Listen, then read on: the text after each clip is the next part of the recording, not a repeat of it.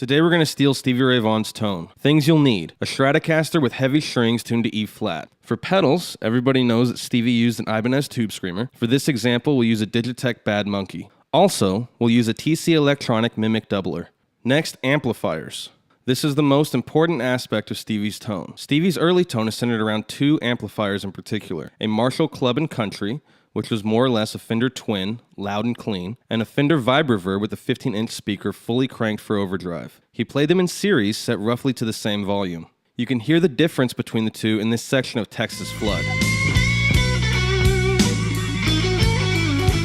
If you listen closely, Stevie doesn't actually choke that note out. He holds it, and only one of the two amps gives him the feedback that he wanted from that note. For this example, we'll be using two Fender Mustangs. Let's do the Club and Country first. So we'll get a Fender Twin, and for the reverb, we are going to go with a Fender Spring reverb, a 65, and I found that on this amp, having anything above 2 is just too much for the reverb. Everything else I'm going to leave pretty much just how they have it. For the settings themselves, Stevie typically liked his settings somewhere around the 7 mark. So we'll do that as well, a little bit over 7 for the treble. He likes a little more bite, closer to 8. For the mids, typically he had scooped mids. For the bass, we'll keep it relatively low. We don't want to be too bass heavy. I'm going to apply a noise gate just because I hate noise. And the Cesar Diaz mods that he had actually gave him very little sag, but he also biased his power tubes extremely hot. So we're going to go all the way up on the bias. For the cabinet, let's go with just a regular twin cabinet on that. So let's hear how that sounds.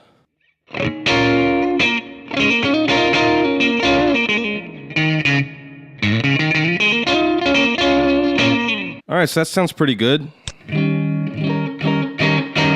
Loud, clean, with a touch of breakup. Alright, now let's create his next amp. And for that one, we need to get his Vibreverb going. So he would like to crank that amp typically. So let's turn the gain almost all the way up. Leave the volume a little bit over 7. Same thing with the treble. Now on this one, we're going to want to scoop the mids. And for the bass, again, we're going to leave it pretty low. For the sag, again, his rectifier tube is very stout, so we don't need a lot of sag, but we do need a lot of bias. And for the cabinet, here's the tricky part, because his cabinet would have had 15s in it. I do remember reading in his biography that he was using Celestians for a while, and I believe this is Fender's Celestion patch here. See how that sounds.